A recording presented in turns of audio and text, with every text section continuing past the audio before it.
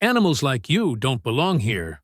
Logan Whitaker's black belt snapped as he stepped in, chest puffed, crowding Imani Brooks on the mat. This gym's for real fighters, not handouts, hoping no one notices. He shoulder-checked her hard. His heel ground into the mat like he owned it. Laughter echoed from the other guys. Sharp, mean, approving. "Let's spar," Logan said, smirking.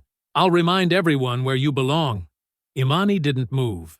Barefoot, hands taped, eyes steady.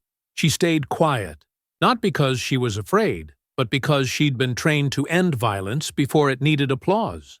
Logan never noticed the way the head coach froze mid-step, because the girl he was about to toy with was the only person there authorized to end his career with one call. Before continuing, comment where in the world you are watching from, and make sure to subscribe, because tomorrow's story is one you can't miss. The morning sun filtered through Iron Forge Martial Arts front windows, casting long shadows across the pristine mats. Imani Brooks paused at the entrance, her worn duffel bag hanging from one shoulder.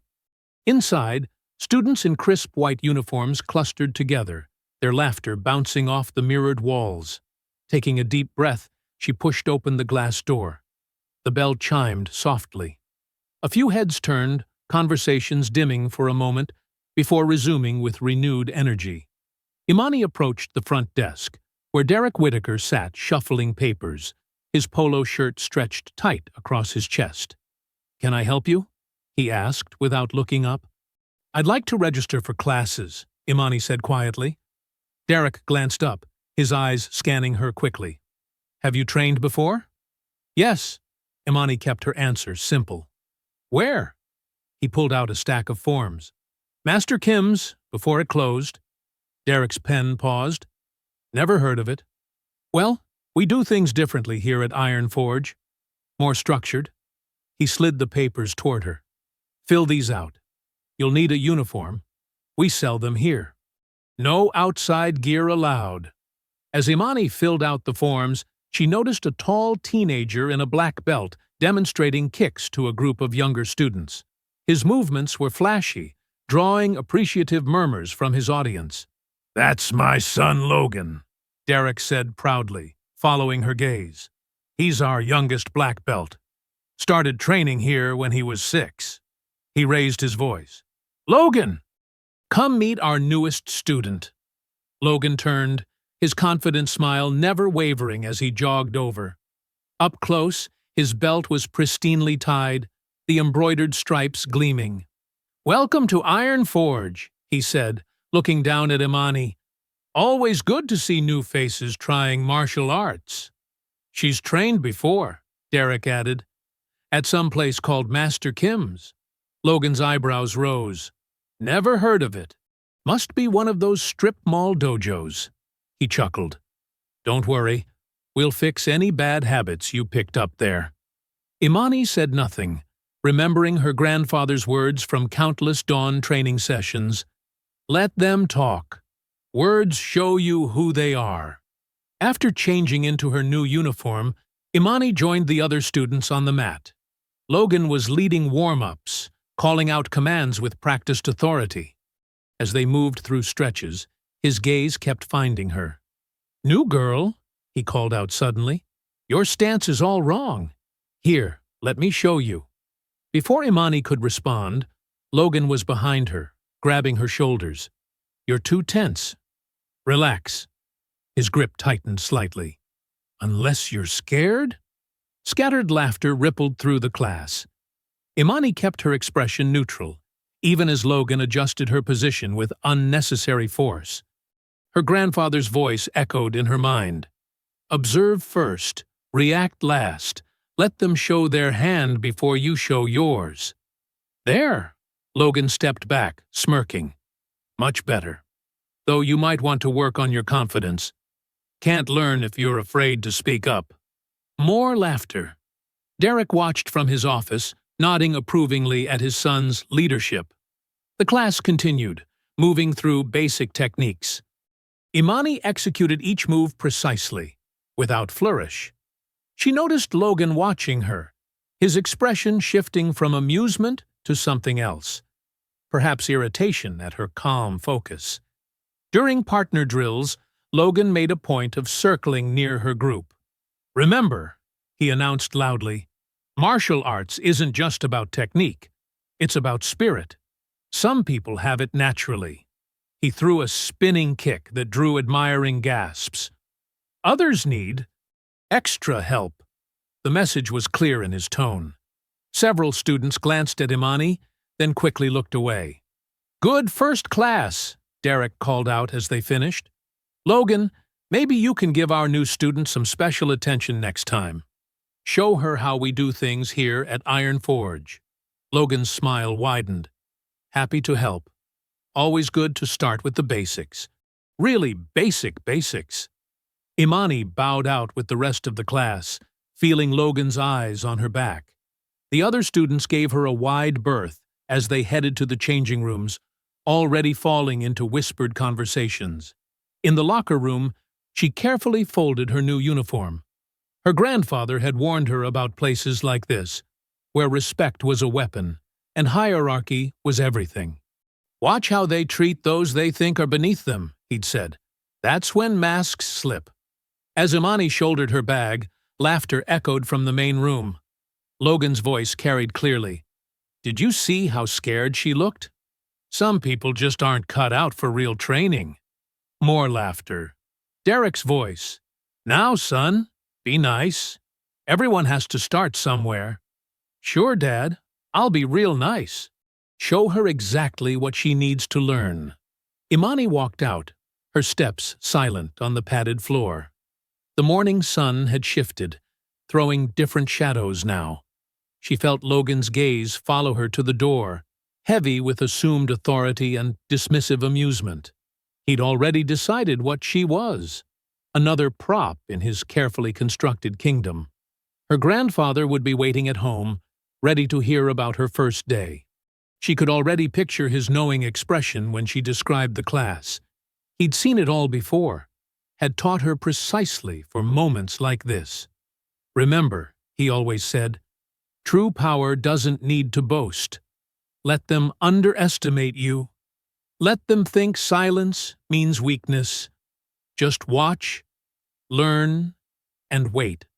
Late afternoon sun streamed through Iron Forge's high windows, casting golden rectangles across the training mats. Students trickled in for open mat, their voices echoing off the mirrored walls. The formal structure of morning classes gave way to casual energy as teens grouped together, stretching and chatting. Logan Whitaker held court near the main mat, his black belt perfectly centered over his crisp uniform. A cluster of students hung on his every word as he gestured dramatically, describing his latest tournament victory. "So this guy from River Valley thought he had me," Logan said, demonstrating a block with practiced flair. 6 feet tall, built like a truck. But you know what? Size doesn't matter when you've got real skill. Appreciative nods followed. A younger student raised his hand. "Did you use that spinning hook kick?" "Better." Logan grinned. "I let him think he had control." "That's advanced strategy, playing with your opponent's mind." His eyes drifted across the room, landing on Imani. She sat alone in the corner, methodically stretching her shoulders. Logan's grin widened. "Speaking of strategy," he said loudly, "Hey, new girl, you've been pretty quiet all day." The room's atmosphere shifted. Conversations died down as heads turned toward Imani. She continued her stretch, movements unhurried. "You know," Logan continued, walking closer, "open mat is the perfect time to get some real experience. How about we spar?" He spread his hands. "Just for fun, of course. I'll go easy on you." Snickers rippled through the watching students. Near the office, Paul Hendricks looked up from his clipboard, frowning slightly. "Logan," the instructor called out, "remember she's new? It's just friendly practice, mister." "Hendricks," Logan interrupted smoothly. "How else will she learn? Unless—" He turned back to Imani. Unless you're not ready for actual sparring? Imani finally looked up, her face calm. She studied Logan's stance, noting his weight distribution, the subtle swagger in his shoulders. Her eyes tracked the exits, the gathering crowd, the phones already appearing in eager hands. Her grandfather's voice echoed in her memory. Never fight for pride, but never back down from necessity. Okay, she said quietly, standing up. Logan blinked, clearly expecting more resistance. He recovered quickly. Great! See, Mr. Hendricks? She wants to learn. Paul Hendricks sighed. Gear up properly. 2-minute round. Light contact only. Of course, Logan said, winking at his friends. Super light. Educational. As Imani pulled on her headgear, she heard whispers behind her. $10, says she cries. Nah! 20, says she quits before the bell. Logan bounced on his toes in the center of the mat, playing to his audience. Ready when you are, new girl. Don't worry. I'll show you how we do things here. Imani stepped onto the mat, remembering countless dawn sessions with her grandfather. No spectators, no mirrors, no polished floors. Just concrete, and truth and lessons learned the hard way. Ready? Paul raised his hand. Begin! Logan opened with flashy footwork, circling left, then right. His first few strikes were deliberately sloppy. Light taps to her headgear, small kicks that barely touched her legs. Come on, he taunted. You can at least try to block. He flicked another strike past her guard. Or is this too advanced? Imani moved backward, absorbing each strike, cataloging his patterns. Logan followed, growing bolder with each step. Maybe we should start with basics, he said loudly. Like, how to make a fist? More laughter from the crowd. Imani kept moving, measuring distance, noting how he telegraphed his spinning kicks, how his guard dropped after combinations. Her grandfather's lessons surfaced with each exchange. Watch their breath, he'd taught her. Everyone has rhythm. Find it before you break it. Logan's attacks came faster now, his showmanship shifting to frustration at her continued silence. You can't just run away, he snapped, launching another spinning kick. This is martial arts, not hide and seek. Imani saw the tension in his jaw, the slight labor in his breathing, pride making him sloppy, arrogance leaving gaps. Timing, her grandfather always said, is knowing when to wait and when to move. The bell rang sharp and clear through the gym, and Imani, for the first time that day, stepped forward. The gym's fluorescent lights cast harsh shadows across the mat as Logan and Imani circled each other. Sweat darkened patches of Logan's uniform, his earlier showboating taking its toll. Students pressed closer, forming an eager ring around the action, their phones held high to capture whatever came next. Is this all you've got? Logan's voice carried a new edge. Just backing up and playing defense? He punctuated his words with quick jabs that Imani deflected, her movements economical and precise. Paul Hendricks watched from the edge, arms crossed. His expression shifted from mild concern to growing curiosity as he studied Imani's footwork. Logan pressed forward, each strike becoming less theatrical and more forceful. Come on! He feinted left, then launched into a spinning kick aimed at her midsection. At least try to fight back. The kick never landed. In the space between heartbeats, Imani moved. Her pivot was so clean it looked rehearsed. Her timing so precise it seemed inevitable. Logan's momentum carried him past her like a bull charging a matador. Before his brain could process the miss, Imani's sweep took his legs out from under him. The impact of Logan's body hitting the mat echoed through the suddenly silent gym. A few gasps rippled through the crowd. Someone's phone clattered to the floor. But Imani wasn't finished. As Logan tried to roll away, she transitioned smoothly into a joint lock.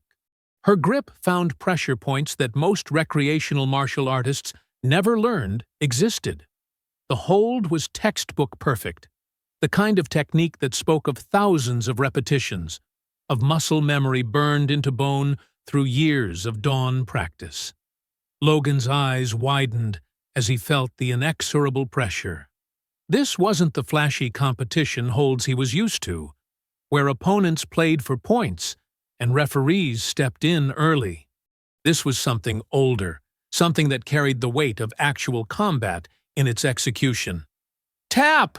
Logan's voice cracked. When the pressure didn't immediately release, he slapped the mat harder. "I said, tap!" Paul Hendricks burst into motion, rushing forward. "Break! Break, now!" Imani released the hold instantly, rolling backward to her feet in one fluid motion. She stepped away and bowed formally, face composed, as if this were any other training exercise. The silence in the gym grew heavier. Students who had been recording lowered their phones slowly, as if unsure what they'd just witnessed. The usual post-sparring chatter was conspicuously absent. Logan scrambled up, his usual grace abandoned. Red splotches colored his neck and face as he tugged his uniform straight. That was... He swallowed hard. The mat's slippery. Someone must have tracked water in. A younger student near the front whispered, "But he didn't slip, he—" "Quiet!" Logan snapped, making the boy flinch. Paul Hendricks cleared his throat. "That's enough for today. Good control, both of you." His attempted neutrality fell flat as his eyes kept darting between Logan's disheveled state and Imani's calm demeanor. Logan's friends shifted uncomfortably, none meeting his eyes directly. The unspoken hierarchy of the gym had just been upended, and no one quite knew how to react. "Whatever." Logan forced a laugh that sounded more like a cough. "Nice move. Got lucky with the timing." He ran a hand through his sweat-dampened hair, trying to project casualness. "We should do this again sometime. You know, when the mat's not so—" Imani didn't acknowledge the excuses. She bowed once more to the instructor, then turned and walked off the mat, her footsteps silent on the padded surface. Her expression remained neutral, but there was a weight to her silence that felt more eloquent than any victory speech. Logan's forced smile couldn't hide the dangerous glint in his eyes as he watched her go. His hands clenched and unclenched at his sides, knuckles white with suppressed emotion. The gathered students began to disperse, their whispered conversations creating a low buzz of speculation. Some replayed their videos, analyzing the takedown frame by frame. Others huddled in small groups, reconsidering everything they thought they knew about the quiet new girl. Paul Hendricks stood rooted to his spot, a troubled look crossing his features. He'd seen enough matches to know the difference between luck and skill, between a flashy performance and efficient combat application. What he'd just witnessed belonged firmly in the latter category. Logan's father emerged from the office, drawn by the unusual quiet. "Everything all right out here?" "Fine," Logan said quickly, too quickly. "Just showing the new students some basics." His voice carried a tremor that belied his casual words. The assistant owner's gaze swept the scene, noting his son's disheveled appearance and the lingering tension in the air. His expression hardened as he watched Imani collecting her water bottle from the corner. Near the lockers, two senior students whispered behind their hands. "Did you see how fast?" "Shh. Logan's looking this way." The gym's usual afternoon energy had transformed into something uncertain and electric. Equipment lay forgotten on the edges of the mat. The wall clock ticked loudly in the strained atmosphere. The fluorescent lights in the locker room hallway buzzed with an electric hum that made Imani's skin prickle. She changed quickly, methodically folding her uniform and tucking it into her duffel bag. The rest of the students had cleared out, leaving behind the sharp scent of sweat and deodorant. Her muscles felt loose, warm from the workout, but her instincts had sharpened to razor focus. The hallway's shadows shifted, and footsteps approached. Multiple sets, deliberately unhurried. Logan appeared at the corridor's end, flanked by Tyler Knox and Evan Reed.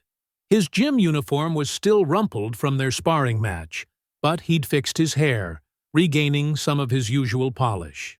Tyler wore a smirk that matched Logan's stance, while Evan hung slightly back, his eyes darting between Logan and the floor. "Hey there, superstar!" Logan's voice had shed its public performance tone. It was lower now, colder. He positioned himself to block the exit, shoulders squared.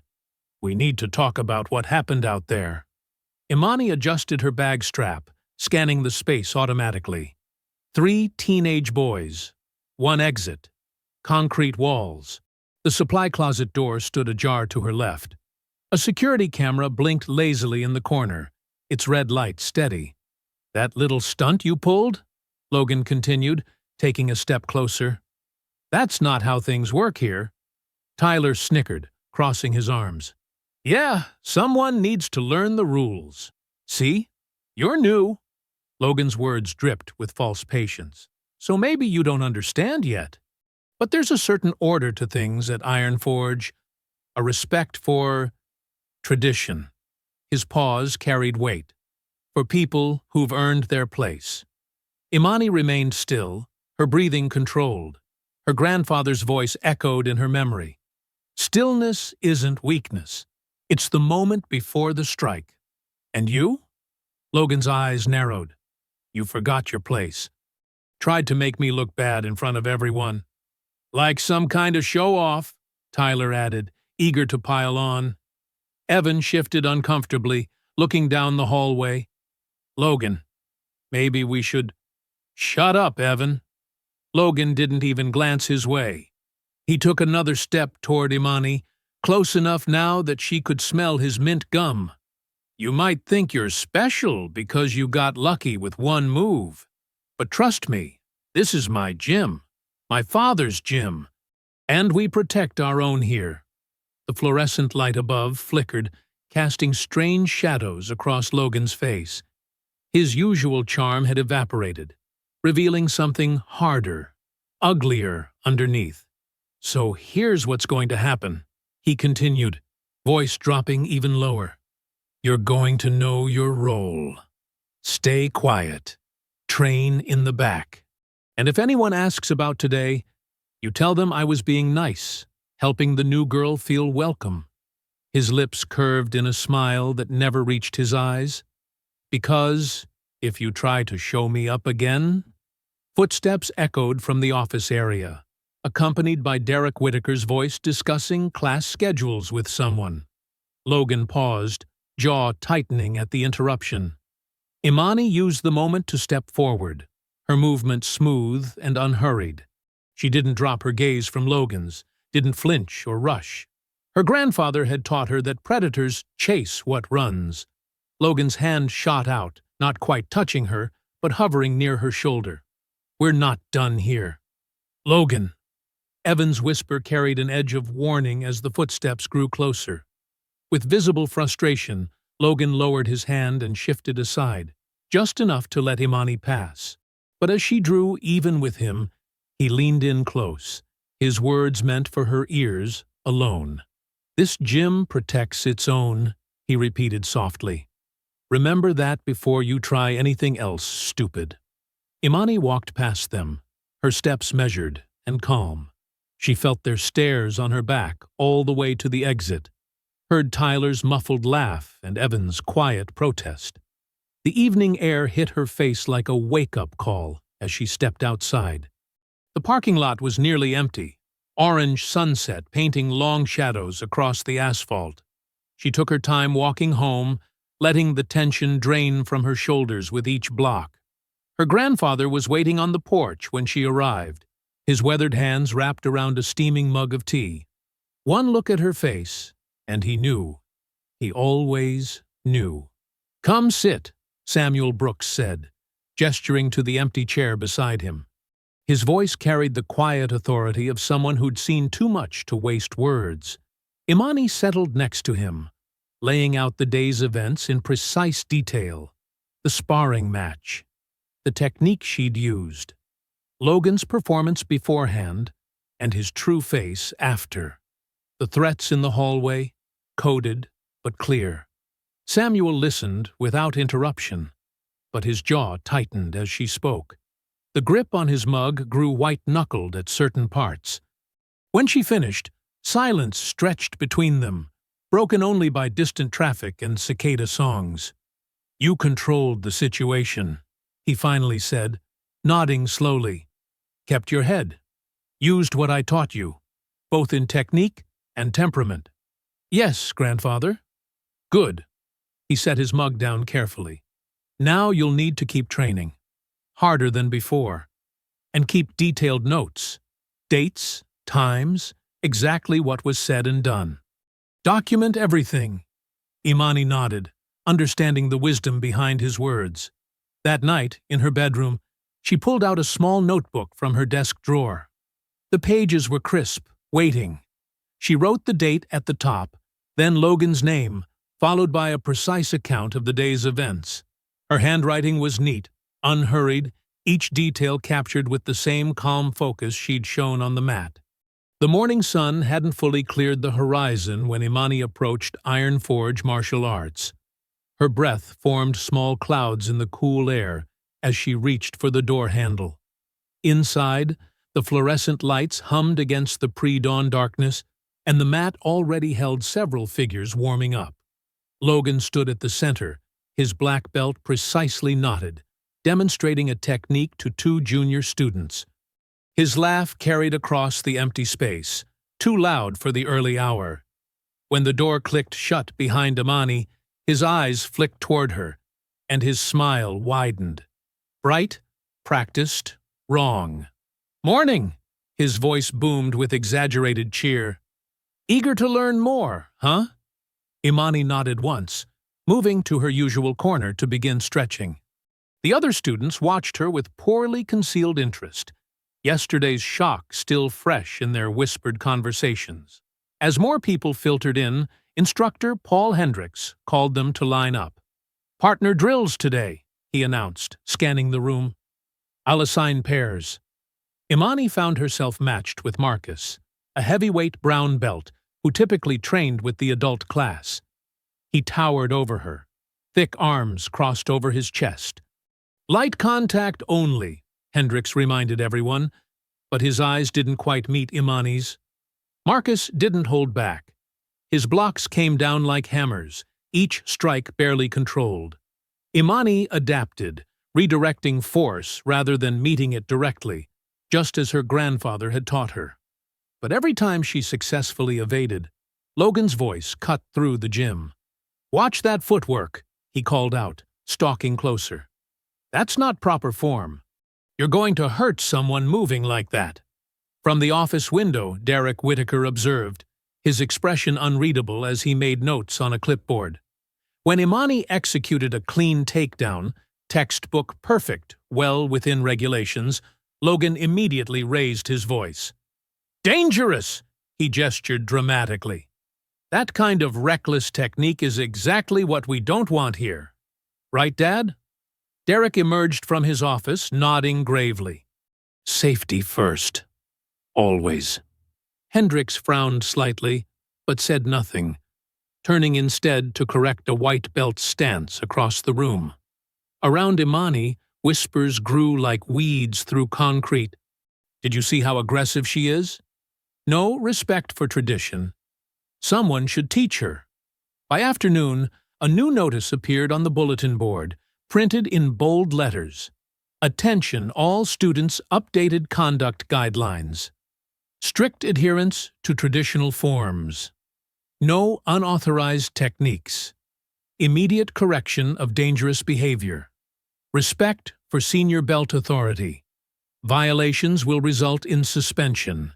Derek Whitaker's signature." Marked the bottom, the ink still fresh. During the evening class, Imani noticed every minor correction was aimed at her. A slight angle in her knee, the position of her elbow, the timing of her bow. Things that went unremarked in other students drew immediate criticism. "Hey, look!" Tyler Knox sneered during water break, loud enough to carry. "She's even drinking water wrong." Laughter rippled through Logan's usual group. They clustered near her deliberately, voices pitched to reach her ears. "What's with that hair, anyway? Probably can't afford proper gym clothes. Should stick to her own kind of place." Imani kept her face neutral, but her hands tightened around her water bottle. She thought of her grandfather's hands, the way scars mapped his knuckles like pale rivers, the stories behind each mark that he shared only in pieces, late at night when sleep wouldn't come. That evening, she found Samuel in their small backyard, tending to his vegetable garden. The setting sun painted his gray hair gold as he worked the soil with careful precision. "Grandfather," she said softly, "why did you never join a formal dojo?" Samuel sat back on his heels, studying a tomato plant before answering. "Power needs checks," he finally said. "Balance, like these plants." He gestured to the garden. "Too much water drowns them. Too little withers them. But the right amount, applied with discipline." He smiled slightly. "That creates growth." He stood slowly, brushing dirt from his hands. Belt systems. They can be good. Structure, goals, community. But sometimes they become about power itself. About who has it, who wants it, who's afraid to lose it. His eyes grew distant.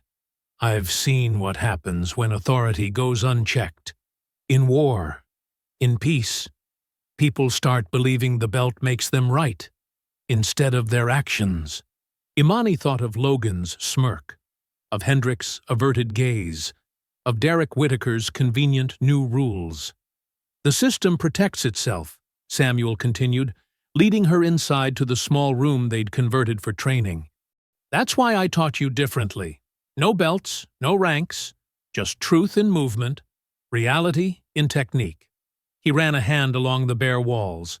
No certificates, no trophies, no colored belts in neat rows.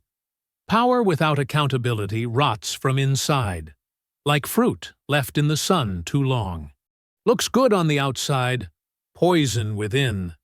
They trained until darkness fell completely, Samuel correcting her form with the same patience he'd shown for 10 years.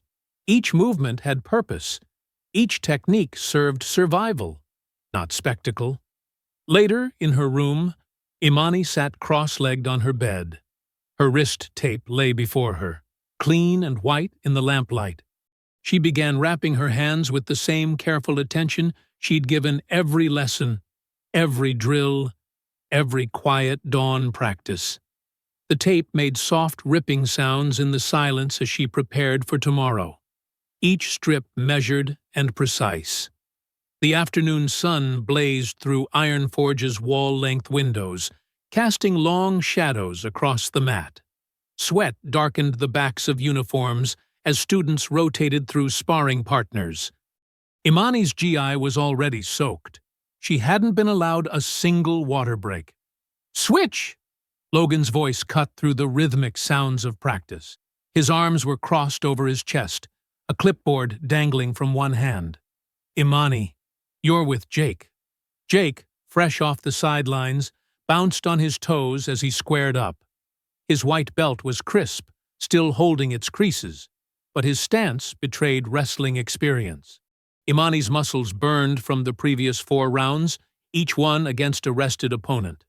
They bowed. Jake charged immediately, throwing his weight forward with more enthusiasm than control. Imani pivoted, using his momentum to slip past, but he recovered faster than expected. His elbow caught her ribs, hard. "Good intensity," Logan called out. "See how Jake commits to the technique?" Imani measured her breath, adjusting her distance. Jake pressed forward again, emboldened by the praise. This time, when he lunged, she caught his arm in a textbook counter, redirecting him safely to the mat. "Warning!" Logan's voice cracked like a whip. "That's excessive aggression. We don't allow that kind of response here." Jake scrambled up, confusion flickering across his face. "But I'm okay." "Switch!" Logan cut him off. "Imani, center mat with Chris." Chris was another fresh opponent, his brown belt worn with obvious pride. He outweighed her by at least 40 pounds. The rotation continued relentlessly. Chris, then Sarah, then Marcus again. Each new partner brought renewed energy against Imani's mounting exhaustion. From his observation point, Instructor Hendricks frowned, checking his watch. Finally, he stepped forward. "Imani? A word?" She followed him to the edge of the mat, legs shaking slightly from fatigue. Hendricks lowered his voice, glancing toward where Logan stood with his clipboard. "Look," he began, running a hand through his graying hair. "You've got talent, that's clear. But this is an established gym with traditions." He shifted his weight uncomfortably. "Sometimes it's better to blend in, you know? Work within the system, instead of against it." Imani met his gaze steadily, sweat rolling down her temple. She didn't respond. "Just think about it," Hendricks finished lamely. "You can take 5 minutes if you need it." She bowed slightly and returned to the rotation, refusing to show weakness by accepting the break. Logan's smile tightened. Later that evening, Samuel's ancient pickup truck rumbled into the recreation center's empty parking lot. The building's basement lights glowed dimly through ground-level windows. Inside, the concrete floor was padded with worn mats that smelled of decades of use. "Again," Samuel commanded, his voice echoing off cinder-block walls. 5 more rounds. Imani pushed through burpees, her arms trembling. Without rest, Samuel moved her into takedown drills, then submissions. Each time her form slipped, he made her start over. When she finally collapsed, chest heaving, he sat beside her on the mat. "You're fighting 2 battles," he said quietly. "The physical one. That's the easy part. Your body knows what to do." He helped her sit up, passing over a water bottle. "It's the other fight that tests your spirit. The one against a system that closes ranks when threatened." "They're trying to break me," Imani said between sips. Samuel nodded. "Power protects itself. When you exposed a crack in their hierarchy, they didn't question the hierarchy. They questioned you." He stood, offering her a hand up. "That's why we train differently. Skill isn't about winning tournaments or earning applause. It's about ending threats efficiently, whether those threats are physical or," he gestured vaguely, "institutional." Imani wiped sweat from her forehead. "Should I quit? Find another gym? Is that what you want to do?" She thought about Logan's smirk, about Hendricks's weak advice, about Jake's confused face when natural consequences were twisted into aggression. "No." "Good." Samuel's voice hardened. "Because that's exactly what bullies expect. They push until you break or run. When you do neither," he moved into a ready stance, "that's when they have to face their own weakness." They trained for another hour. Pressure drills, escapes from bad positions, decision-making while exhausted. Samuel created scenarios that forced Imani to think through fog of fatigue. Each repetition built not just muscle memory, but mental resilience. When they finally finished, the recreation center parking lot was empty except for their truck. Stars pierced the clear night sky as Samuel drove them home, the radio humming softly between them. Imani's muscles ached, but her mind felt sharp, focused. The next morning, darkness still gripped the neighborhood as Imani sat on her bed, methodically lacing her training shoes. Her body was sore, but each twinge felt like a reminder rather than a complaint. The house was silent, except for the distant sound of Samuel tending his morning garden. She double-knotted each shoe with precise movements, neither rushing nor hesitating. The first hints of dawn were just beginning to lighten the eastern sky, but Imani was already prepared, already centered, already clear about the path ahead. The afternoon sun slanted through Iron Forge's windows, casting long shadows across the polished wooden floors. Students crowded the mat area, their animated chatter bouncing off the mirrored walls. Instructor Hendricks stood at the center, holding up a stack of bright yellow flyers. "All right, everyone quiet down," he called out, waiting for the noise to settle. "I've got an exciting announcement. The Regional Teen Championship is coming up in 3 weeks at Central Arena." The room exploded with excited whispers. Logan, standing front and center, straightened his black belt with practiced casualness. His usual group of followers clustered around him, already discussing his guaranteed victory. "This is a prestigious event," Hendricks continued, his voice carrying over the buzz. "Top competitors from 5 states, multiple divisions. Great exposure for the gym." He started passing out registration forms. "Sign-ups need to be in by Friday. Parent signatures required for everyone under 18. When the stack reached Imani, she took a form without hesitation. Logan's eyes narrowed as she began filling it out, his carefully casual pose stiffening slightly. "Well, look who's feeling adventurous," Logan drawled, loud enough for nearby students to hear. "That's really brave of you, considering your experience level." The last words dripped with mock concern. A few students shifted uncomfortably, remembering the sparring incident. Others who hadn't been there looked confused. How could a white belt challenge their champion? Hendricks approached Imani's corner, his expression troubled. "Imani, could I have a word?" She followed him to the edge of the mat. His voice dropped low. "Look, I appreciate your enthusiasm, but this is a serious competition. The skill level is very high, and with your current rank—" "Let her compete," called out Jake, the white belt she'd trained with earlier. "We've all seen what she can do." Other voices joined in, mostly from students who'd witnessed her takedown of Logan. The pressure built until Hendricks visibly wavered. "Fine," he said finally, "but you'll need to demonstrate proper control during preparation. Tournament rules are strict." Logan's laugh cut through the moment. "Don't worry, coach. I'll help her train. Make sure she understands the proper approach." The next few days transformed the gym. Practice matches increased in intensity. Students paired off for endless drills, perfecting competition legal techniques. Logan held court at the center of it all, performing flashy combinations for his admirers. During one rotation, he deliberately paired himself with Imani. "Remember," he announced loudly, clearly performing for the watching students, "control is everything in competition. We can't have any dangerous situations." His eyes locked onto hers meaningfully. They bowed in.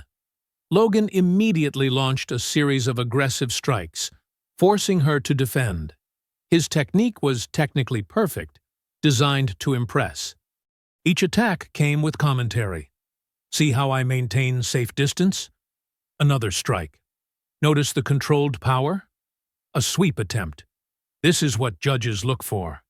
Imani absorbed, redirected, waited. When she finally moved, it was with precise economy. No wasted motion, no flash. She caught his kick, used his momentum to unbalance him, and took him down with textbook form. Logan jumped up immediately. "That's exactly what I mean about dangerous responses," he said through clenched teeth. "You could really hurt someone like that." The whispers started that afternoon. Logan's friends spread stories about Imani's lack of control during practice. They talked about liability concerns just loud enough to be overheard. Some younger students began avoiding her during rotations. That evening, Imani found her grandfather in their small backyard, tending to his vegetable garden. His hands moved steadily through the soil, each motion deliberate, despite old scars crossing his knuckles. "Tournament politics already starting?" he asked without looking up. Imani sat on the garden wall. "How did you know?" Samuel straightened slowly, brushing dirt from his palms. "Because some things never change. People who worship belts and trophies hate anything that threatens their system." He settled beside her, his weathered face thoughtful. "You know I fought for 20 years after Vietnam. No rings, no referees, just concrete basements and warehouse floors. You never talk about those days, Imani said quietly, because there's no glory in that kind of fighting. No medals, no applause. He flexed his scarred hands. But there was truth. When someone went down, it wasn't because of politics or points. It was because they were beaten, plain and simple. Standing, Samuel moved through a simple stance sequence. Despite his age, each position flowed perfectly into the next. Tournaments aren't just about skill.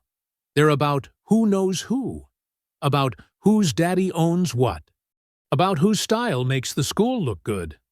Imani watched his movements, recognizing the fundamentals he'd drilled into her since childhood. So why let me compete? Because sometimes, he said, completing the sequence, the truth needs witnesses. The next morning, Imani stood at Hendrix's desk, registration form extended. The office was quiet compared to the practice noise outside. Her hand remained steady as he reviewed the paperwork, even as his frown deepened. Logan appeared in the doorway, his own form already approved. "Big step," he said with a smile that didn't reach his eyes. "Hope you're ready for real competition." Hendrix glanced between them before reluctantly adding Imani's form to the stack. The sound of the paper settling seemed unusually loud in the small office. Through the window, students continued their tournament preparation. Phones recorded fancy combinations. Friends cheered impressive aerial kicks. The afternoon sun cast everything in warm, competitive glory. Imani bowed slightly and turned to leave, feeling Logan's stare boring into her back. Her grandfather's words echoed in her mind. Sometimes the truth needs witnesses. The sports complex loomed against the morning sky, its brick facade already crowded with arriving competitors and families. Inside, fluorescent lights hummed above the competition area where blue mats stretched across the gymnasium floor. The air smelled of disinfectant and nervous energy. Imani stood beside her grandfather in the registration line, her gym bag slung over one shoulder. Samuel's presence felt like a fortress behind her, solid, unwavering. She wore her plain white gi, freshly pressed, with no patches or decorations. "Remember," Samuel said quietly, "quick entries, clean exits, no showboating." "Yes, sir." Imani's voice was steady despite the flutter in her stomach. The main entrance doors burst open as Logan's entourage arrived. He strode in wearing Iron Forge's premium black GI, his father Derek close behind. A cluster of students and parents followed, carrying water bottles and energy bars. Logan's laugh echoed across the lobby. "Looking good, champ," someone called out. Logan raised his hand in acknowledgement, every inch the conquering hero. The preliminary brackets were posted on a large board. Competitors gathered around, checking positions and schedules. Imani found her name in the middle bracket. 3 matches minimum to reach semifinals. "Good morning, everyone!" The head referee's voice boomed through the PA system. "First-round competitors to your designated areas. We start in 15 minutes. Imani's first opponent was a tall girl from a downtown dojo. They bowed in, circled briefly, then engaged. The girl attacked with textbook combinations: front kick, reverse punch, roundhouse. Imani slipped the strikes, waited for an opening, then moved. One clean entry, sweeping the girl's lead leg while controlling her upper body. They hit the mat together, Imani already securing position.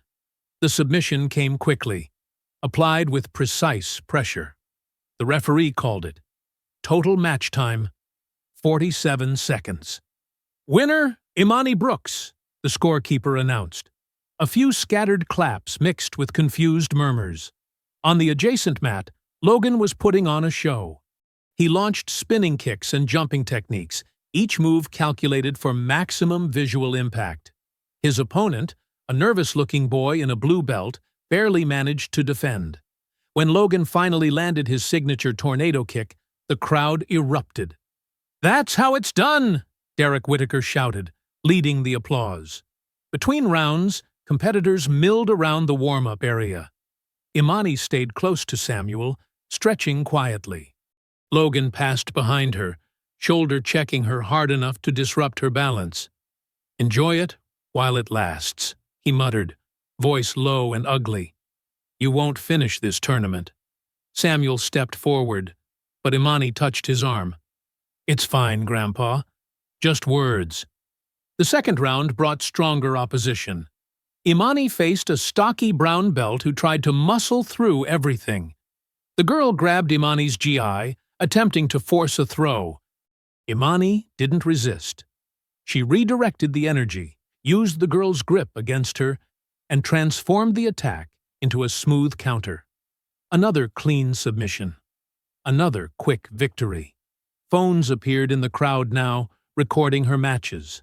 Whispers spread about the mysterious white belt, who fought with unsettling efficiency. Some viewers recognized her from viral clips of the gym incident. Logan continued his campaign of dominance, each victory more theatrical than the last. He played to the cameras, pointed to his supporters after particularly flashy moves. The judges nodded approvingly. Derek Whittaker worked the crowd, shaking hands with officials between matches. During the quarter-final break, Samuel's eyes narrowed. He watched one of the senior judges lean close to Derek, their conversation hidden behind hands. Money didn't appear to change hands, but something passed between them. A nod, an understanding. "Stay focused," Samuel told Imani. "Control what you can control." The quarterfinals tested Imani's patience. Her opponent was skilled and aggressive, forcing her to work from disadvantaged positions. She remained calm, weathering the storm until opportunities presented themselves. When the opening came, she capitalized immediately. The finishing sequence was textbook. Trap the arm, apply pressure, maintain control. Her opponent tapped quickly, respect evident in their post-match bow. Logan's quarterfinal bout ended with a spectacular spinning heel kick that wasn't quite as spontaneous as it appeared. His opponent seemed to lean perfectly into the technique's path. The resulting knockout brought the crowd to their feet. "Did you see that?" Derek boasted to anyone within earshot. "That's real martial arts right there." 4 competitors remained. The semifinal brackets would be announced after lunch. Imani sat with Samuel in a quiet corner of the cafeteria, sipping water and analyzing previous matches. She'd escaped the early rounds without injury or exhaustion, exactly as planned. "You're doing well," Samuel said, his voice carrying decades of earned wisdom. "But remember what we discussed about tournaments. Politics matter more than performance," Imani recited softly. "Stay ready. Trust your training." The lunch break wound down. Competitors began drifting back toward the competition area. Imani stood, rolled her shoulders, and checked her GI one last time. The semifinal pairings would be posted soon. She bowed to her grandfather, then walked toward the locker room to freshen up before the next round. The hallway echoed with her footsteps, most spectators still finishing their meals. Hope flickered cautiously in her chest. Not hope for victory, necessarily, but hope that skill and discipline might speak louder than politics, just this once.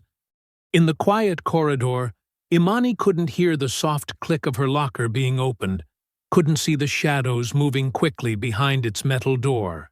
The fluorescent lights buzzed overhead as Imani approached her locker during the midday break. Her muscles felt loose, warmed from the morning's matches. The hallway smelled of metal and sweat, mostly empty while other competitors grabbed lunch. She spun the combination lock, the clicks echoing in the quiet space. Something felt off before she even opened the door. A subtle wrongness in the air. When the locker swung open, her heart dropped. Her carefully packed gym bag lay upended, contents scattered across the metal bottom, wraps unrolled like fallen streamers. Her water bottle had been emptied, leaving everything damp. But worst of all, her mouthguard was gone. The custom-fitted piece she'd saved 3 months of allowance to buy had vanished. Imani's hands remained steady as she examined the mess, though her pulse quickened. A movement caught her eye. Something scratched into the wooden bench beside her locker. 5 ugly letters carved deep into the grain. Her throat tightened as she read the slur. Ancient hate made fresh and personal. She took 3 careful breaths, just as Samuel had taught her. Then she documented everything with her phone. The overturned bag, the missing mouthguard, the vandalized bench. Each photo clear and time-stamped. The tournament director's office was down the hall, next to the gym entrance. Imani knocked firmly. "Come in," a voice called. Inside, 2 officials sat behind a folding table covered in brackets and scoring sheets. They looked up with mild annoyance at the interruption. "Yes?" the older one asked, already turning back to his paperwork. "I need to report vandalism and theft from my locker," Imani said, keeping her voice level. She held up her phone. "I have photos." "That's a serious accusation," the younger official frowned. "We'll need to investigate. Fill out this incident form, and we'll review it after the tournament concludes. The finals are in less than an hour," Imani pointed out.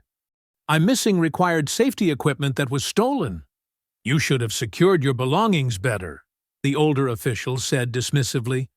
"We can't delay matches for missing items." The door opened behind her. Logan stepped in, wearing a concerned expression that didn't reach his eyes. "Everything okay in here?" he asked smoothly. "Dad sent me to check on the bracket postings." "Perfect timing," the younger official smiled. "We're just about to put them up. Why don't you help us carry these out?" Imani stood very still as Logan gathered papers, brushing past her with exaggerated care. His cologne was expensive and too strong, marking his territory even here. "Good luck out there," he murmured, just loud enough for her to hear. His smile was razor-sharp. She followed them out to the main gym where a crowd had gathered around the bulletin board. The semi-final brackets went up to scattered cheers and groans. Imani scanned for her name, but before she could find it, a hand touched her shoulder. "Ms. Brooks?" A third official she hadn't seen before gestured to a quiet corner. "A moment, please?" Her stomach clenched. Samuel's warnings about tournament politics echoed in her mind. The official held a clipboard, his expression professionally neutral. "We've received a serious conduct violation complaint about your behavior today." "What complaint?" Imani asked. "I'm not at liberty to discuss the specifics or the source," he said, "but the allegations are concerning enough that we have to take action." Across the gym, she spotted Derek Whitaker watching, arms crossed. Instructor Hendricks stood nearby, suddenly fascinated by his phone screen. "What allegations?" Imani pressed. "I haven't violated any rules. That's not for you to decide," the official said firmly. "The tournament committee has reviewed the complaint and found it credible. I'm afraid you're disqualified from further competition today." The words hit like a physical blow. Based on an anonymous complaint? Without any evidence or chance to defend myself? "The committee's decision is final." His tone suggested further discussion would only make things worse. A burst of applause drew her attention. Logan stood in the center of the mat, hand raised in victory. The announcement echoed through the speakers. Due to disqualification, Logan Whitaker advances to the finals by default. The crowd's cheers felt like salt in an open wound. Imani watched Logan soak in the adoration, his father beaming proudly nearby. Instructor Hendricks finally looked up, met her eyes for a fraction of a second, then quickly looked away again. The humiliation burned in her chest, hot enough to scorch away words. She turned and walked off the competition floor, back straight, eyes forward. Her feet carried her through the lobby and out into the parking lot, where the autumn air felt shocking against her flushed skin. Samuel waited by his truck, reading her expression instantly. Without a word, he took off his worn leather jacket and draped it over her shoulders. The familiar smell of leather and aftershave wrapped around her like armor. "They were never going to let you win," he said quietly. "Not here. Not playing by their rules." Imani nodded, throat too tight for speech. Through the glass doors, she could see Logan with his arms raised triumphantly, surrounded by admirers. His victory would be recorded, celebrated, shared on social media. Her disqualification would become a whispered warning to others who didn't know their place. The jacket felt heavy on her shoulders as she watched Logan bask in unearned glory. All her training in restraint, all her grandfather's lessons about discipline and patience, suddenly felt insufficient against the weight of systemic injustice. The quick thrill of that first sparring victory seemed very far away now. The kitchen clock ticked steadily in the Brooks home, each sound marking time like a metronome. Steam rose from 2 untouched mugs of tea on the worn wooden table. Imani sat with her hands folded, replaying the day's events while Samuel listened, his weathered face giving nothing away. "They had it planned," she said, her voice steady despite the anger simmering beneath. "The locker, the complaint, all of it. Logan knew before I did." You could see it in his smile. Samuel's fingers traced an old scar on his knuckle, a habit Imani had noticed only emerged when he was deep in thought. The kitchen's yellow light cast shadows across his face, making him look older than his 68 years. "Tell me exactly what happened with the officials," he said quietly. Imani described each dismissive response, each avoided glance, the carefully constructed wall of bureaucracy that had risen between her and justice. As she spoke, her grandfather's expression grew more focused, like he was seeing something beyond the immediate situation. "They left no evidence," she concluded. "Nothing I could prove, just like Logan planned." Samuel stood slowly, joints creaking as he walked to an old cabinet in the corner. He pulled out a small wooden box she'd never seen before, its surface smooth from years of handling. When he returned to the table, his movements were deliberate, almost ceremonial. "There's something I never taught you," he said, opening the box. Inside lay yellowed newspaper clippings, old photographs, and what looked like fight cards from underground matches. "Something I hoped you'd never need to know." Imani leaned forward as he spread out the items. The photos showed a younger Samuel in various fighting stances, but not in any traditional dojo. The venues looked like warehouses, basements, places where official rules held no power.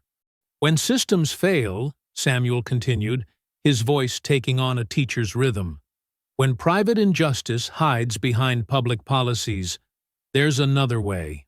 A harder way."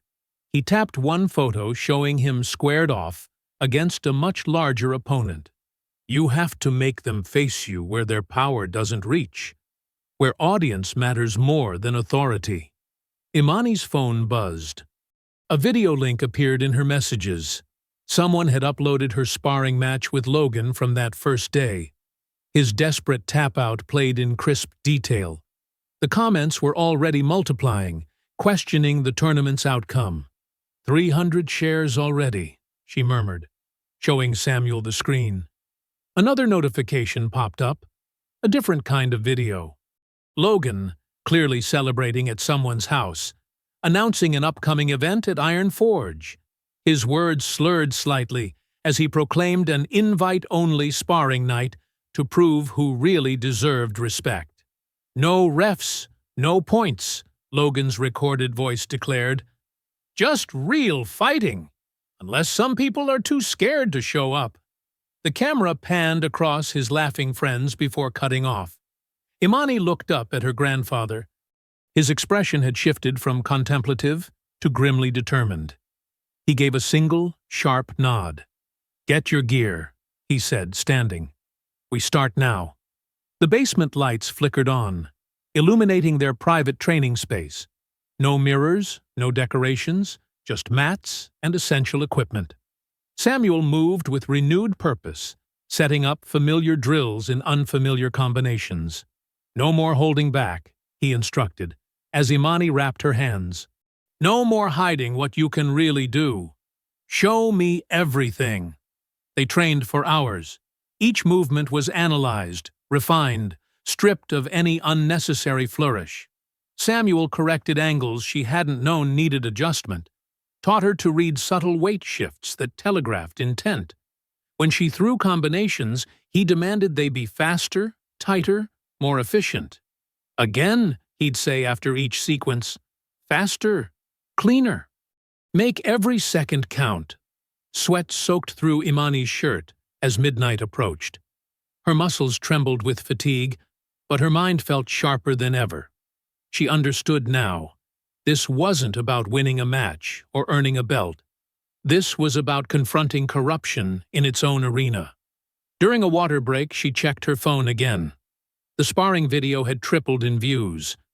Comments questioned Logan's tournament record, his father's influence, the convenient timing of her disqualification. The truth was spreading like wildfire, beyond anyone's ability to control. Samuel watched her scroll through the responses. "They create systems to protect themselves," he said. "But systems can't protect them from their own actions being exposed." Imani nodded, opening her small notebook. Under Logan's name, written days ago when this all began, she added a single word: tomorrow. "One more drill," Samuel said, moving back to the center of the mat. "Then we plan." Imani stood, muscles aching but mind clear. The basement's harsh lighting cast their shadows large against the wall. Teacher and student, grandfather and granddaughter, preparing for a confrontation that had become inevitable. The clock upstairs struck midnight as they resumed their positions. Each tick echoed the truth they both knew. Tomorrow would change everything. Not through official channels or sanctioned matches, but in the raw arena Logan himself had created. Samuel's voice cut through her thoughts. "Show me the combination again. Full speed, this time." Imani settled into her stance, all hesitation gone. The time for holding back was over. Iron Forge martial arts pulsed with raw energy after hours, the overhead lights casting harsh shadows across the packed crowd. Music thumped through portable speakers, drowning out the whispered bets and excited chatter. The air felt electric, charged with the knowledge that what was about to happen wasn't sanctioned by any official body. Logan Whitaker commanded attention at the center of the mat, his black belt tied with theatrical precision. A group of admirers clustered around him as he gestured dramatically, recreating his tournament victory. "She just couldn't handle the pressure," he proclaimed, loud enough to carry. "Some people aren't cut out for real competition, you know?" Laughter rippled through his audience. Derek Whitaker lingered near his office doorway, maintaining the paper-thin fiction that he wasn't supervising this unauthorized gathering. His presence sent a clear message. Consequences would be selective tonight. Phones recorded everything, their small screens glowing like fireflies in the dimmer corners of the gym. Tyler Knox collected cash from eager spectators, marking down odds in his phone. The temperature seemed to rise with each new arrival, sweat already beading on foreheads despite no one having thrown a single punch. When the front door opened, the entire room shifted. Conversations cut off mid-word as Imani Brooks entered, her grandfather, Samuel Brooks's tall frame, following close behind. She carried a small gym bag, her expression neutral as she surveyed the scene. Samuel positioned himself against the far wall, his military bearing obvious even in civilian clothes. Logan's laugh pierced the sudden quiet. "Well, look who actually showed up." He spread his arms wide, playing to his audience. "Come to try your luck again? Or maybe explain that tournament attitude problem?" Imani said nothing, simply setting her bag down and beginning to stretch. This seemed to irritate Logan more than any response could have. "Hey, I'm giving you a chance here," he continued, voice sharpening. A chance to redeem yourself. Show everyone what you claim you can do. He glanced at his friends, encouraging their snickers. Unless you're scared without officials to protect you? The crowd pressed closer to the mat, forming an uneven circle. Someone, Tyler probably, clicked the door locks into place. The sound echoed with finality. Derek Whittaker shifted in his doorway, but said nothing. His silence was permission. Samuel Brooks remained motionless against the wall, but his eyes missed nothing.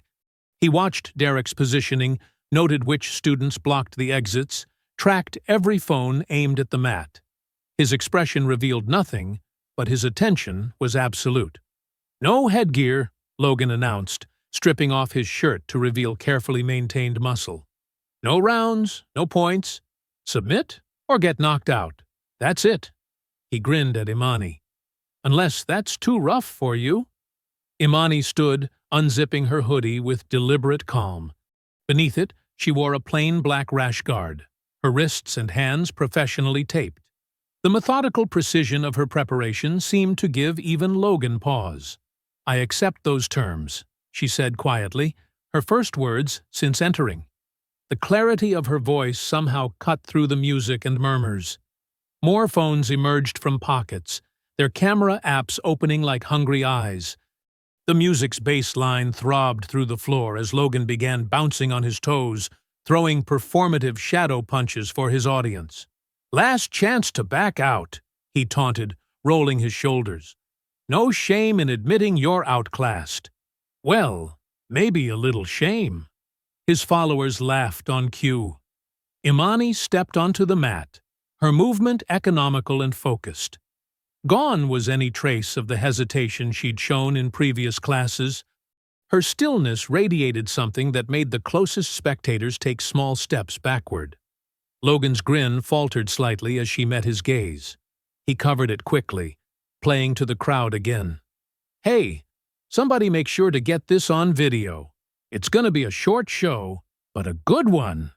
The circle of phones tightened, their lights creating an electronic halo around the mat.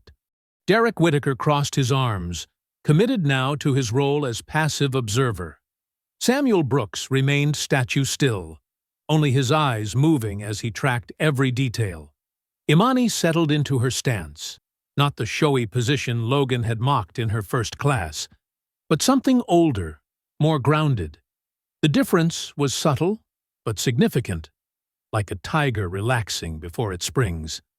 "Ready to learn your place?" Logan called out, starting his trademark showboating circuit of the mat. "Don't worry, I'll try to leave you conscious enough to remember the lesson." The music seemed to fade into the background as tension built. Someone started a ragged countdown, voices joining in. 5! Logan bounced higher, playing to his audience. 4! Phones shifted for better angles. 3! Derek Whittaker's jaw clenched. 2! Samuel Brooks's expression hardened. 1! Logan stepped onto the mat, with the same cocky grin he'd worn since day one. Imani bowed once, a gesture of pure formality. When she straightened, her eyes held none of the uncertainty he'd tried to instill over the past weeks. They were cold, focused, and absolutely clear about what was about to happen. The fight exploded without ceremony. No bell rang, no referee stepped forward, just Logan launching himself across the mat with lethal intent. His first combination came fast and vicious, abandoning any pretense of friendly sparring. Right cross, left hook, knee strike, each blow designed to hurt, to break, to dominate. Several shots connected solidly with Imani's ribs and shoulders. The crowd roared approval as Logan pressed forward, his technique precise despite the aggression. Each impact echoed through the gym, punctuated by his supporters' cheers. "Not so tough now, are you?" Logan spat between combinations. Sweat already gleamed on his shoulders as he stalked forward. "This isn't your grandfather's basement." Imani absorbed the assault without retreating directly back. Each step was measured, angled, maintaining distance without surrendering ground. Her breathing remained steady even as Logan's strikes found their marks. She moved like water around stone, flowing, redirecting, always in motion. Logan's confidence grew with each landed blow. He started showboating between attacks, playing to his audience. "Come on! Fight back!" His next combination ended with a spinning kick that whistled past Imani's head. "Or maybe you only know how to run?" The crowd pressed closer, phones recording every moment. Derek Whitaker's face showed satisfaction at his son's dominance. Only Samuel Brooks remained perfectly still, watching without reaction. "Your grandfather teach you to be this pathetic?"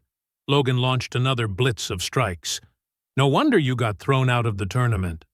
Something shifted in Imani's eyes at the mention of her grandfather.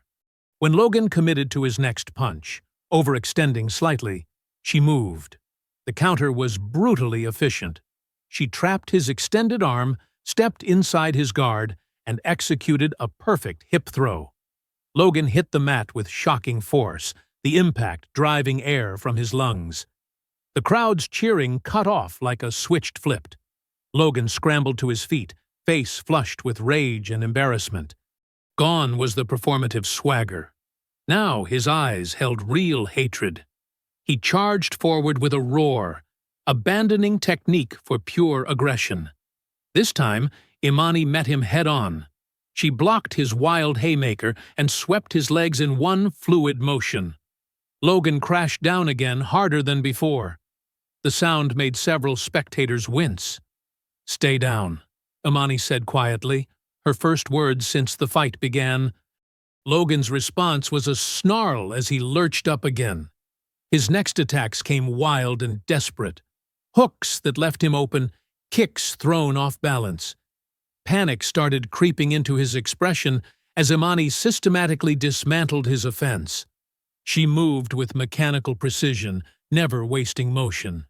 Each time Logan attacked, she stripped away his balance and position. The fight transformed into something ugly and grinding. No flash, no theatrics, just relentless pressure. Blood appeared on Logan's lip from a deflected strike.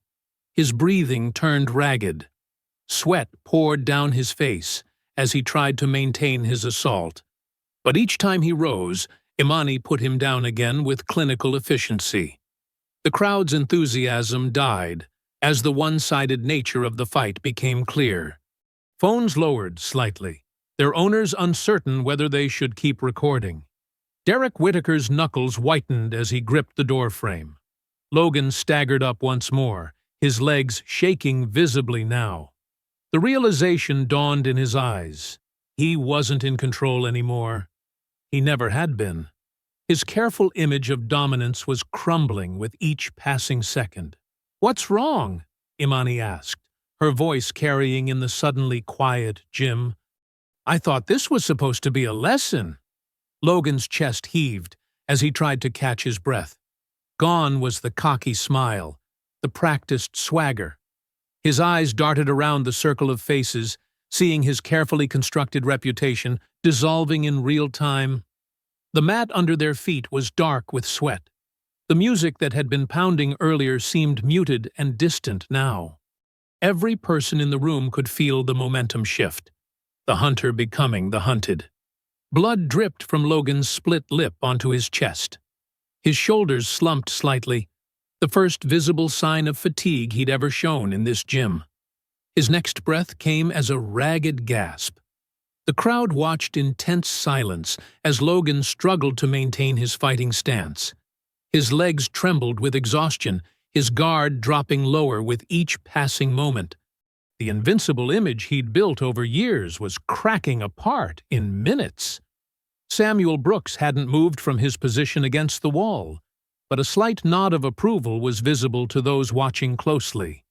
Derek Whitaker's face had transformed from smug satisfaction to barely contained alarm. Logan blinked sweat from his eyes, his vision struggling to focus. Each breath seemed to cost him more effort than the last. His customary swagger had evaporated, replaced by the dawning understanding that he'd initiated something he couldn't control. The silence in the gym grew heavier, as Logan swayed slightly on his feet. His chest rose and fell in desperate gasps. The confident champion who had started this fight was gone, replaced by someone who finally understood what real danger felt like. The realization was written clearly across his features. This wasn't a tournament match or a training exercise. This was something else entirely, and he had no idea how to handle it. His whole body trembled with fatigue as he faced the opponent he'd underestimated so badly. Sweat darkened the mat in spreading patterns as Logan and Imani circled each other. The crowd pressed closer, their phones casting blue-white glows across tense faces. The air felt thick with anticipation and the metallic tang of fear. Logan's earlier confidence had crumbled into something desperate and dangerous.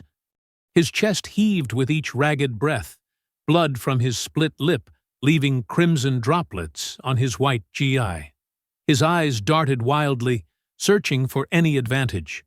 Imani maintained her measured stance, hands raised in textbook defense. Unlike Logan, her breathing remained controlled, each movement efficient and purposeful. She tracked his increasingly erratic footwork, reading the mounting panic in his posture. "Fight me!" Logan's voice cracked with frustration. He lunged forward with a combination that looked nothing like his usual polished technique. His fists swung wide, telegraphing his intentions. Imani slipped the first punch, blocked the second, and redirected his momentum.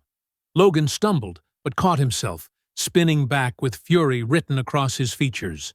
The crowd shifted uneasily, sensing the shift in energy. "Stop running!" Logan's words came out as a snarl. He charged again, this time leading with a kick that Imani easily avoided. Derek Whitaker's face had lost all color as he watched his son unravel. His hands clenched and unclenched at his sides, but he remained rooted in place, unable or unwilling to intervene. The next exchange happened in a blur. Logan, desperate to regain control, threw a wild haymaker. As Imani moved to counter, he suddenly drove his knee up, not toward her body, but directly at her face. The illegal strike whistled past her ear as she barely managed to evade. A collective gasp rippled through the crowd. Even Logan's most devoted supporters shifted uncomfortably. That hadn't been a competition move or even a street fighting technique.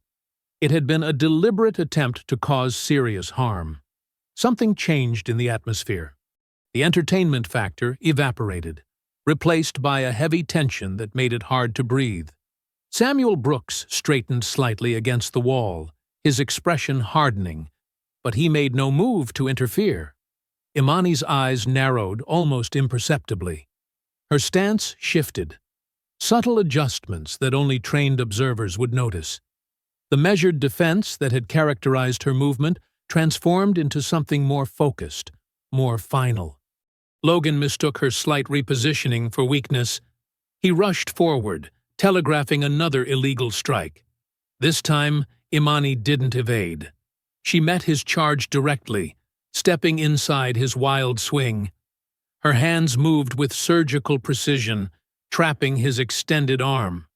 Before Logan could react, she pivoted sharply, using his own momentum to drive him face first toward the mat. They hit the ground with the impact that made several spectators flinch. Logan tried to roll free, but Imani maintained perfect position.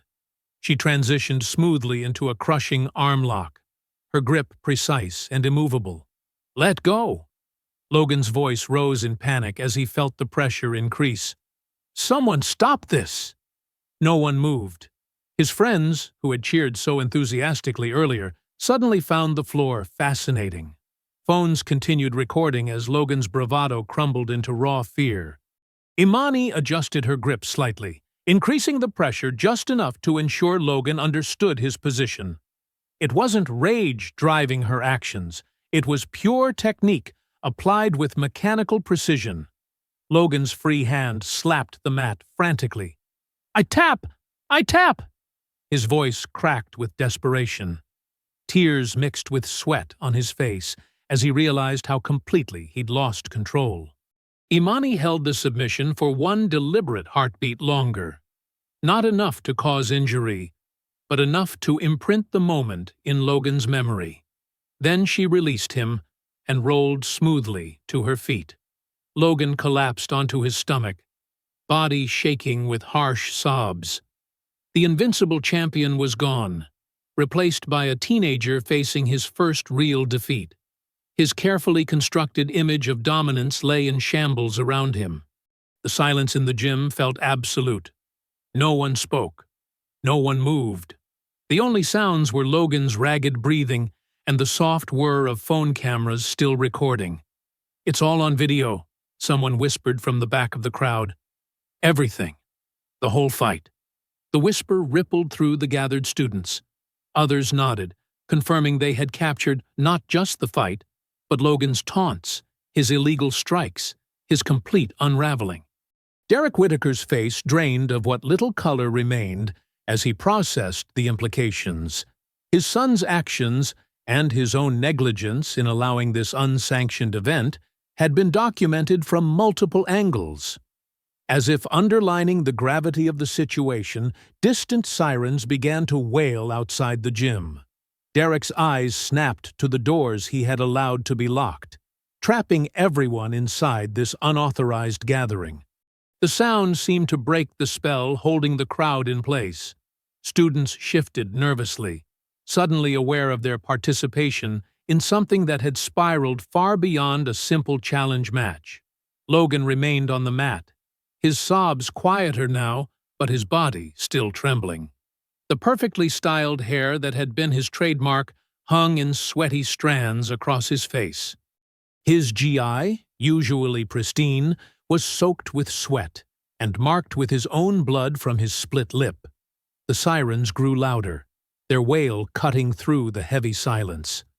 Derek Whitaker stared at the locked doors with growing dread, understanding that there would be no easy way to explain this situation to the authorities.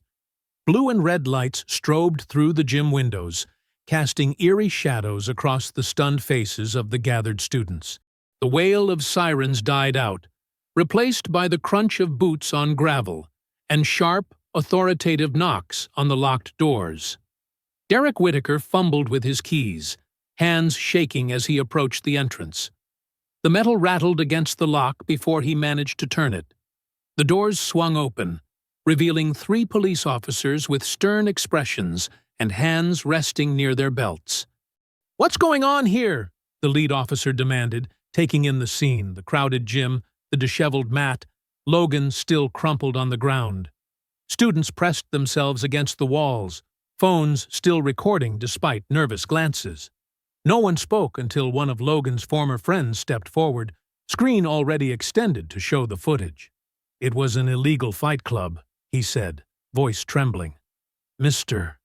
Whitaker let his son organize it after hours." Derek's face went ash-white. "That's not... I didn't... We have it all on video," another student called out. More phones appeared, screens lighting up with damning evidence. The whole thing. And everything before, too. The officers split up, one moving to check on Logan, another speaking into his radio for medical assistance, while the lead officer cornered Derek.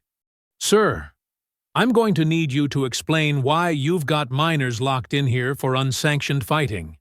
Logan's sobs had quieted to hiccups as the medical officer helped him sit up. His face was a mess of tears, sweat, and smeared blood from his split lip. The perfect hair, the confident swagger, the untouchable aura. All of it gone, replaced by a scared teenager facing real consequences for the first time. "It wasn't supposed to," Logan started, then stopped as his father shot him a warning look. But the dam had broken. Students began speaking up, voices overlapping. "He's been bullying people for months. The tournament was rigged. They vandalized her locker. Mr. Hendricks knew about everything." Paul Hendricks, who had been trying to blend into the background, found himself suddenly the focus of multiple stares. He looked between Derek's thunderous expression and the questioning faces of the officers before his shoulders sagged. "I should have said something sooner," he admitted, voice heavy with shame. There was pressure to favor certain students, to look the other way when rules were broken. Logan's behavior, the tournament discrimination, tonight's event, none of it should have happened. The lead officer's expression darkened as she made notes. We'll need statements from everyone. Nobody leaves until we've got contact information. In the corner, students were already sharing videos through every social platform they could access. The footage spread like wildfire. Logan's original humbling tap-out, the tournament sabotage accusations, and now the brutal exposure of his true character in the unsanctioned fight. Within minutes, phones throughout the gym buzzed with notifications as the videos gained traction. Someone muttered that Ironforge's main sponsor had already seen the footage and was pulling their support. Derek Whitaker watched his empire crumbling in real time as his phone exploded with messages from the gym's board members. His face cycled through anger, fear, and finally resignation as he was led aside for questioning. Paramedics arrived to check Logan over, though his injuries were more to his ego than his body. As they helped him onto a stretcher, his eyes locked onto Imani for the first time since the fight ended.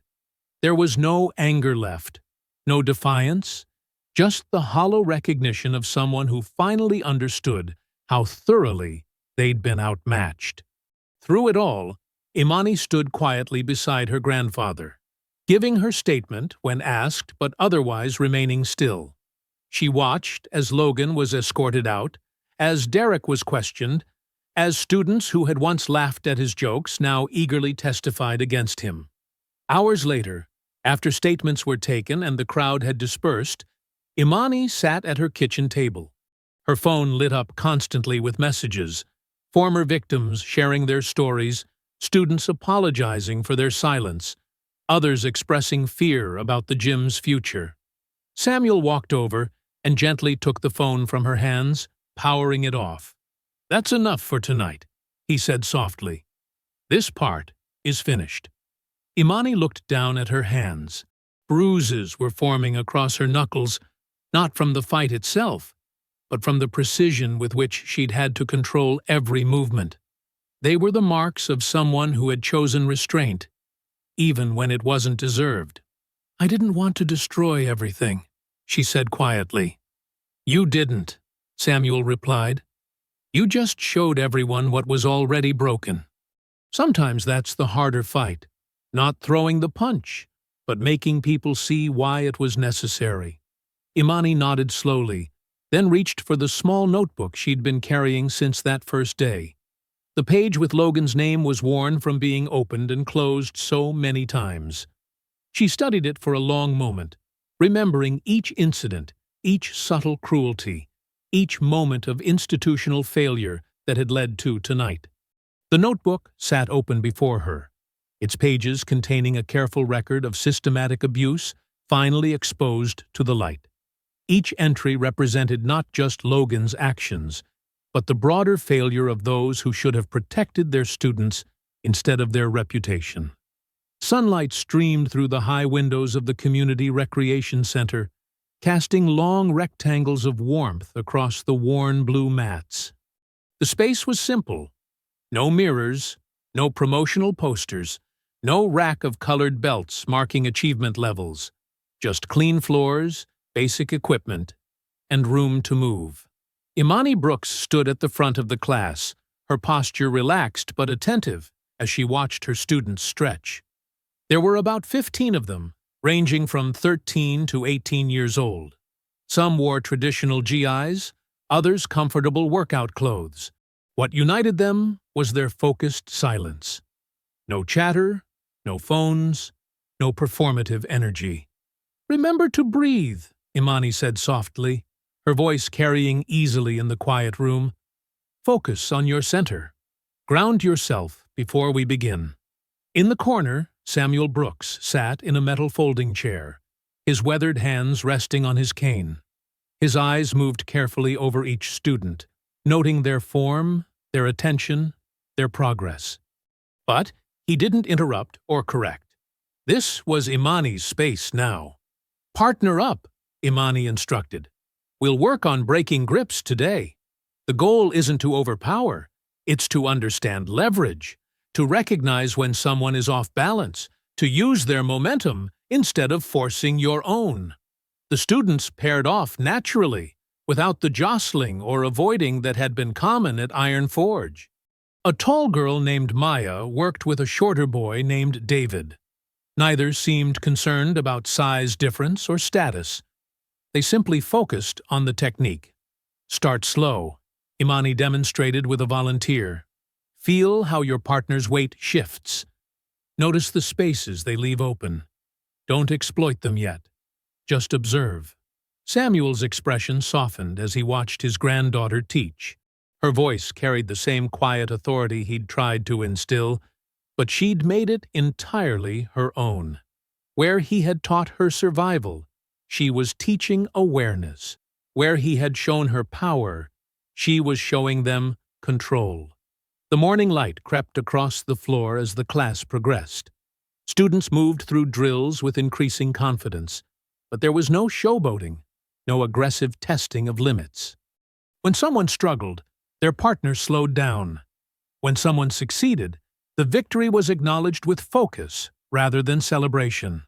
Local news coverage of the Iron Forge incident had finally died down. The last headline Samuel had seen was about Logan Whitaker's competition ban being made permanent. The investigation had revealed years of favoritism, covered-up incidents, and systematic bullying. Derek Whitaker had lost his business license. The building stood empty now, its signs removed, its parking lot vacant. But here, in this simple room, something new was growing. Something stronger than hierarchy and showmanship. Remember, Imani said, as she moved between pairs, adjusting grips and stances with gentle precision. Power isn't about domination. It's about understanding yourself, your opponent, the space between action and reaction. A younger student raised her hand. But what if someone really wants to hurt us? Imani nodded, acknowledging the serious question. Then you'll be prepared. Not because you learned flashy moves or earned colored belts, but because you understand fundamentals, because you've trained your awareness, because you know the difference between a threat and a challenge. The class continued its work, the room filled with the soft sounds of movement and controlled breathing. There were no spectators here, no phones recording for social media, no politics masquerading as tradition. Just learning, pure and purposeful. As the session wound down, students helped each other clean the mats and put away equipment. There was no rush to leave, no immediate reaching for phones. The discipline they showed wasn't forced. It had been earned through understanding rather than fear. A young girl named Sarah approached Imani as others gathered their bags. "My friend at school said you're famous," she said hesitantly. "Because of what happened at that other place." Imani's smile was gentle but firm. "No, I'm not famous," she replied. "I was just prepared. And now I'm helping others prepare, too." Sarah nodded, seeming to understand something deeper than the simple answer. As the students filed out, thanking both Imani and Samuel, the morning sun had climbed higher. The light now filled the room completely, erasing shadows, illuminating the simple dignity of the space. Samuel stood slowly, his cane tapping softly on the floor. "Good class," he said quietly. Imani began her final checks of the room, ensuring windows were secured, equipment stored properly, floors clean. The routine was meditative, purposeful. This space might be simpler than Iron Forge had been, but it held something far more valuable than expensive equipment or shiny trophies. She picked up her small gym bag, the same one she'd carried that first day at Iron Forge. But now it felt lighter somehow, unburdened by the need to prove anything to anyone. "Ready?" Samuel asked, holding the door. Outside, the morning air was crisp and clean. The recreation center's brick walls glowed warm in the sunlight. A new group of students was arriving for basketball practice, their energy bright but contained. Imani stepped into the morning light, her shoulders straight but relaxed, her movements easy and confident. There was no need to look back at the room, no need to check for watching eyes or whispered comments. The space would be there tomorrow, and the day after, ready for those who came to learn rather than dominate. She walked forward, matching her pace to her grandfather's, neither hurrying nor hesitating. The lesson was complete, the fight finished, but the teaching, the real teaching, was just beginning. If you enjoyed the story, leave a like to support my channel and subscribe so that you do not miss out on the next one. On the screen, I have picked 2 special stories just for you. Have a wonderful day.